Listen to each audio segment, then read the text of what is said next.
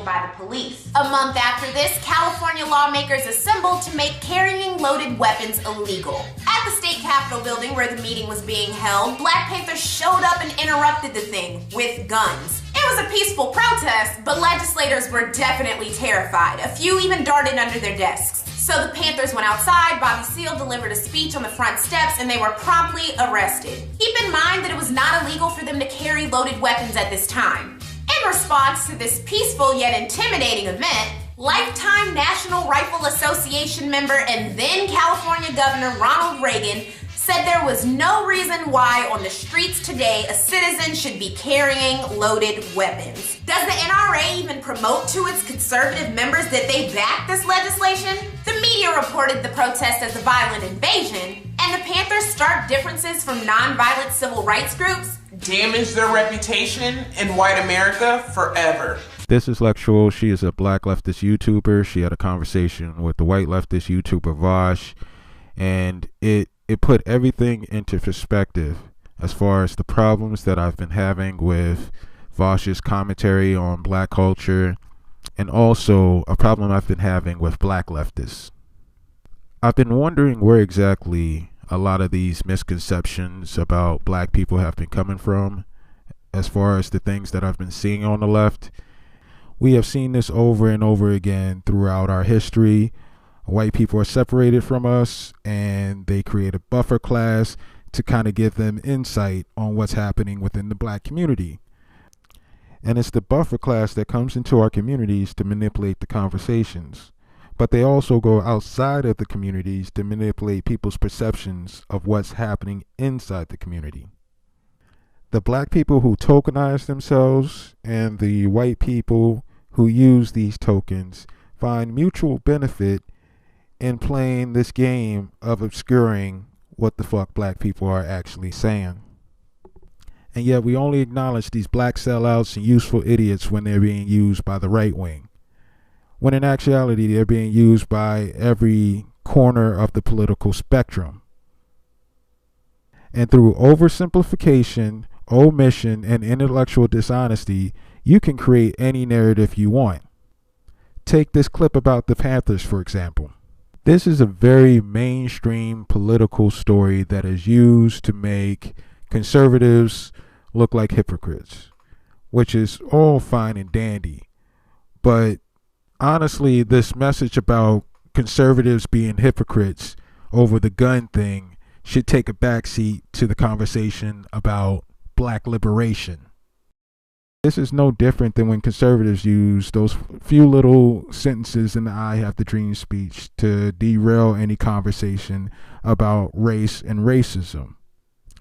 There is a huge difference between the way leftists talk about the Panthers and the actual Panthers. You said that you were stopped. You know what? We're not. Of course, we weren't talking about white people are never arrested, white people are never stopped going down. See, that's an absolute statement. You have white people in jail. We mean as the statistical average that blacks are more often stopped according to our number that we represent in society, which is only about 11%. Right. You know what? I don't think anybody's going to disagree with it. I agree with you completely. How do we change? Let me give you an example. I mean, all we're giving statistics is the same old talk. The way you change it is changing the entire institutionalized racism. Okay, we're not going to change the whole system this morning. Give us some ideas what we can do to help. We're not going to do anything but procrastinate. But what I'm trying to say is we have to start movements like the civil rights movement, continue it like the Black Panther Party, continue it like the Republic of New Africa, continue movements like the Nation of Islam, because it needs all of those groups, all of those movements just to start to make a dent in the kind of twisted mentality white people have in this country. Why aren't they being started from the upper class to the middle class? Because they all Rita has a comment here by the situation of black oppression, one way or another, even when they don't want to. Yes, that was Huey P. Newton in 1988, after the heyday of the Panthers, making the same type of arguments about disproportionate police stops that current white leftist YouTubers think they've discovered in the past couple of years. But also notice what Huey did. He did something that would seem completely at odds with the way leftists view him. He promoted groups like the Nation of Islam. He denounced this idea of class solidarity. And he also made it clear that race is a priority. Now, you're probably looking at the title of this video and wondering, what the fuck does any of this have to do with Hoteps? My problem with this conversation that Vosh has been having and what Lectual has added is that there is a great oversimplification of what the fuck is happening in the black community. Any pro-black group or religious sect that has not been approved by mainstream white America or these weird leftists is now labeled as Hotep. And it's funny because they never truly explain what the fuck a Hotep is. It just becomes this vague catch-all phrase that is used to undermine and dismiss black people. So the first thing I think we need to do is clearly define what a Hotep is. Now, from my perspective, I go back to the original archetype from back in the day, and this is usually like the things that we've seen in black comedies, whether it be movies or sketch shows or whatever.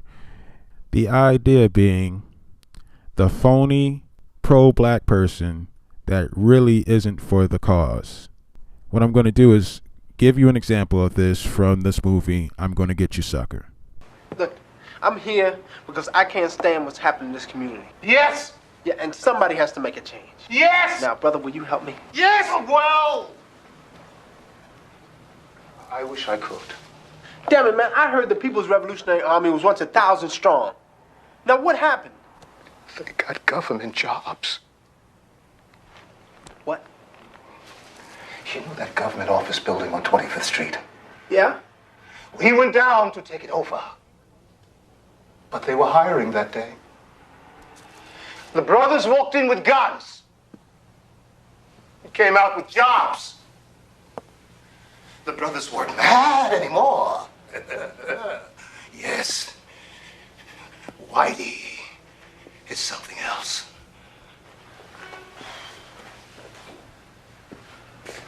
Damn. My great Nubian warrior. Dinner's ready. We have a guest. Meet my old Fay wench. Yeah, nice to meet you. Would you like to stay for dinner? She makes the best bean dishes in all the world.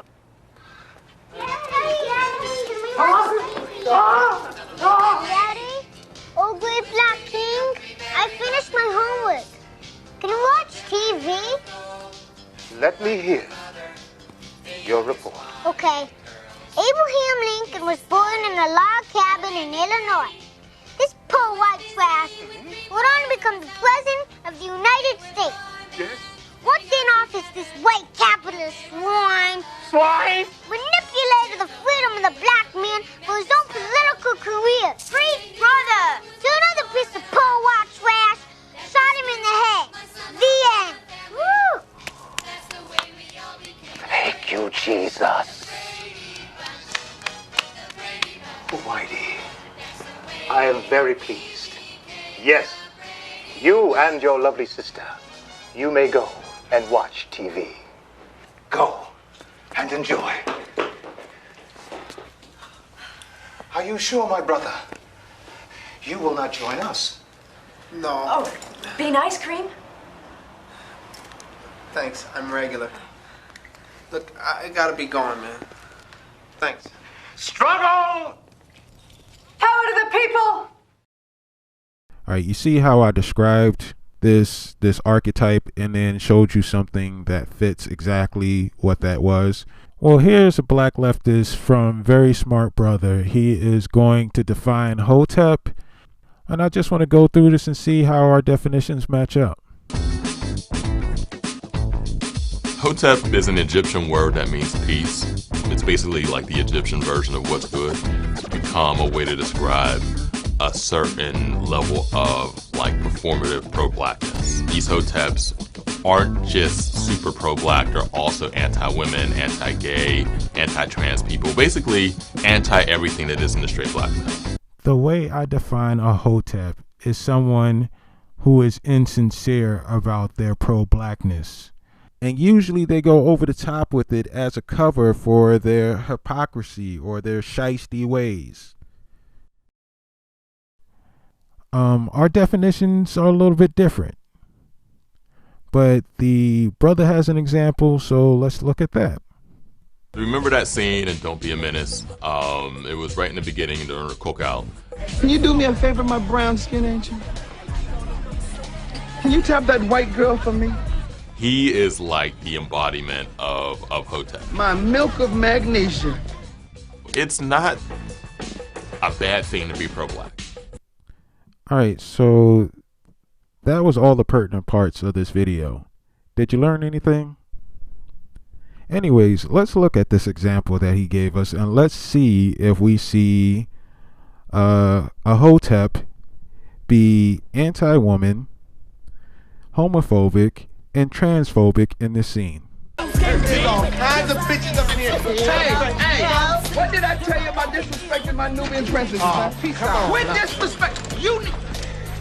Oh my God, the mother of Mecca is right here before me. Do my eyes not deceive me, or am I looking at the goddess Isis herself? Can you do me a favor, my brown skin angel? Can you tap that white girl for me? My milk of magnesia. Oh, after the devil made you, he broke the mold. Well, maybe you and I could make a little jungle fever. So this was his example now. I don't see what he described. Maybe I'm missing something. I really don't know. But I feel like there's a disconnect that's happening. And I think it's this thing where you're mixing like everything together. The lines are being blurred with definitions. It just becomes a great oversimplification where almost anyone can fit under this label because you can make it mean whatever the fuck you want it to mean. And I'm not doing this in defense of actual Hoteps, actual sexists, actual homophobes, actual transphobes. All that shit is silly to me. What's happening is that you're labeling people indiscriminately. And I've seen this used on the left in such a broad way to dismiss black people's participation in grander political conversations. You know you're dealing with the Hotep when they regurgitate more than one of these white supremacist beliefs under the guise of black progression. Key similarities between Hebrew Israelite flavored Hoteps and Christian identity white supremacists are that they both believe they are the true descendants of the lost tribes of Israel and that the Jews are evil and control the world. There's so much to deconstruct. First, I think it's debatable whether we even put the Hebrew Israelites in the realm of pro-blackness. Their whole thing is the religion of Judaism and strict adherence to the Bible, not fighting for the cause of pro-blackness per se. Now, if you actually understand their ideology, what their belief is that all the slaves that were taken from Africa and brought to the Americas come from Jewish settlements that were in Africa.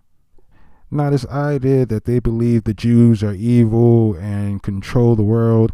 I don't know where exactly that comes from. I think that's some shit people are adding to the equation because they don't quite understand what the fuck the Hebrew Israelites are even talking about.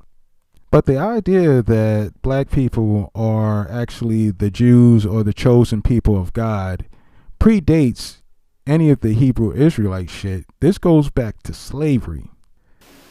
Hebrew Israelite history started a very long time ago. Most people would begin Hebrew Israelite history in the late 19th century, but I'm taking a different approach. The truth is, the religious foundation for the Hebrew Israelite ideology began with slavery in the U.S. When African American slaves began to hear biblical stories, they immediately identified spiritually with the plight of the Israelites. For African Americans, identifying spiritually with the Israelites gave them a sustained hope that the God who delivered Israel would surely deliver them. In their slave songs, they made statements such as, "My Lord delivered Daniel, oh why not deliver me too?" They also sung, "Come along, Moses, don't get lost, we are the people of God." So we can see very early on that enslaved African Americans in the United States were laying down the psychological framework needed to identify with the Israelites.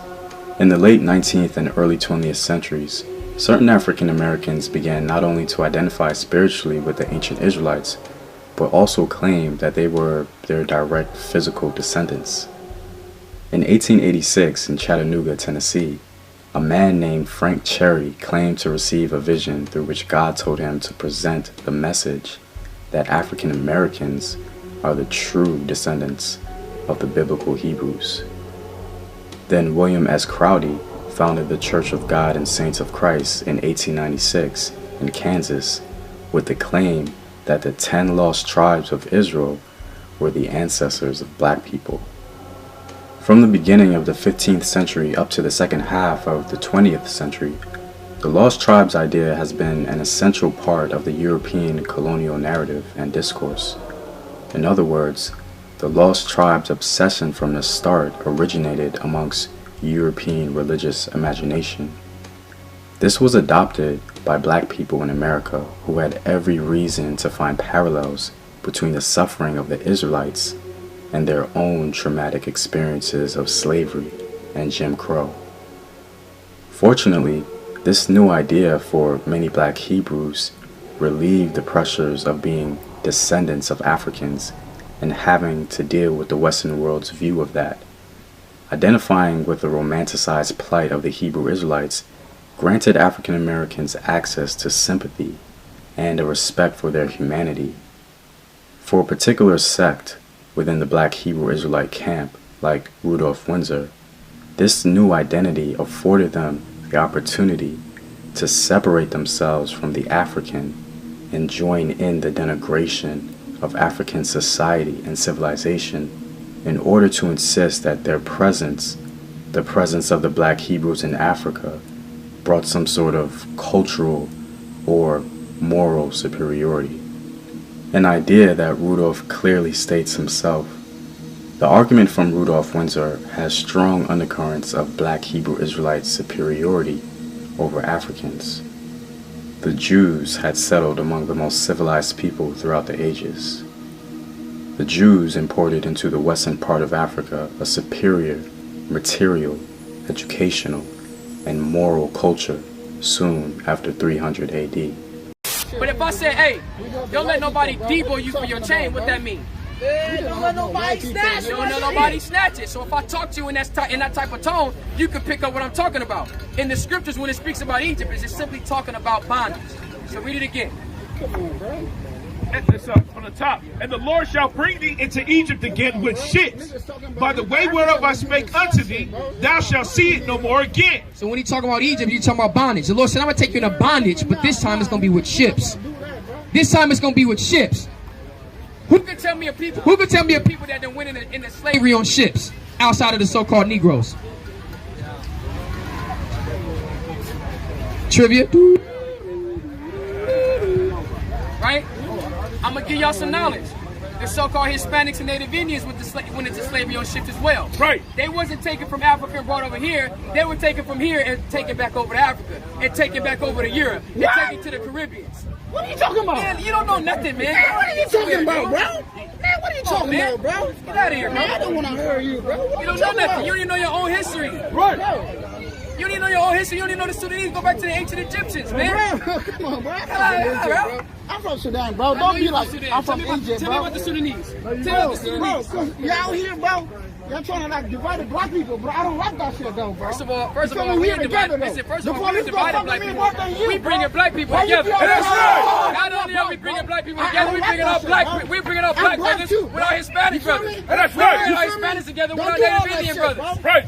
You just not a part of our people. That's right. Give me some too. Give me some too. I'm African, bro. I don't have. I know you're African. I'm not African. I'm African. I'm African. I know you're African. I'm not. I'm sorry. Go ahead. He's mad at me because I bring out his history. I'm mad at you, my brother, but the police. You mad at me? When? You talk about what you mean when? Bro, the police fuck with me in America. When? They're gonna stop me all the time. Hey, you don't even know. Let me ask you this. Tell me the last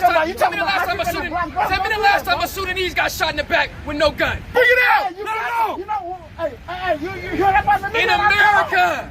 In America. Show me the Sudanese getting gunned out of the street with no gun, hands up, don't shoot. Where the hell was the Sudanese when we was on plantations? Where the hell was the Sudanese when they was going to come and get us off the plantations? They was nowhere. You know why? Because you sold us to the so-called white people. That's what white people told you though. Get that. The white people in America told you that shit. That's why you trying to win This is a rap. That's why you trying to hit me, in bro. verse 11. The discourse of don't do that, bro. Come on, bring it out, man. No, don't do that. Listen, white go people back to told that Deuteronomy shit, 28:68. bro. White people told you that shit, not us, bro. Now you believe that shit now, bro. You say I believe what? White people told you we sold you though. Wait. No. White people also told me that me and you are the same. What the? We not the same. Exodus 11:7. Exodus chapter 11, verse 7. Go ahead. Against any of the children of Israel shall not a dog move his tongue. Not a dog should move their tongue against the children of Israel. But what? Against man or beast. Go ahead. That ye may know. That we may know what? That the Lord doth put a difference between the Egyptians and Israel. Read it again. He didn't hear it. That they may know that the Lord doth put a difference between the Egyptians and Israel. Read it again. He didn't hear it. That ye may know that the Lord put a difference between the Egyptians and Israel. It's a difference between me and you, bro. It's a difference between me and you, bro. It doesn't matter. It's a difference between me and you, bro. I just come from Africa, bro. Okay, let me ask you this. Let me ask you this. Yeah, bro. So all Africa is the same people. We have Africa as a country. It's not a country, bro. Thank you. We have a tribe, clan, and all that. Thank you. And listen, and we not from the same tribe or clan. That's right. Well, isn't that interesting? Did you know that they differentiate between Black Americans and Africans? Did you know that when they're talking about the Israelites, they're talking about Native Americans, Latinos, and Black Americans? So it really doesn't make sense to call them the Black Hebrew Israelites. Like, the whole thing is based on the slave trade. And that's really just redefining their identity. Once you peel back that layer of the renewed identity, it's really just a strict adherence to the Bible. But anybody who has seen these guys proselytizing on street corners or wherever, you know that they don't actually spare Black Americans who don't believe in the ideology. They don't spare Africans. They talk shit about all of us. So it's not really a race thing, and it doesn't make sense to put them in this grouping as if they're like Afrocentric, like super pro-Black and all this type of stuff, because it's not really their thing. What their thing is dissecting the motherfucking Bible. And until you do right by me, everything you think about is gonna crumble.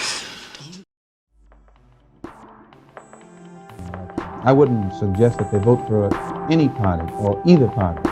I would suggest that the so-called Negroes become politically mature, realize the power that they hold in the field of politics, and then once the person who is running is aware that this man is awakened to the power that he holds, then that person who is running will approach that Negro on a more intelligent plane. As it is right now, most of the Negro leaders sell out to the white politicians for a crumb. And an awakening, a political awakening among Negroes will make it impossible for the present Negro leaders to sell our people out as they've been doing in the past.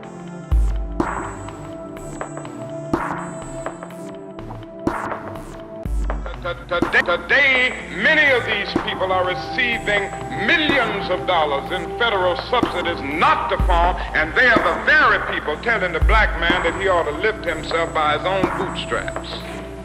And this is what we are faced with, and this is the reality. Now, when we come to Washington in this campaign, we are coming to get our check.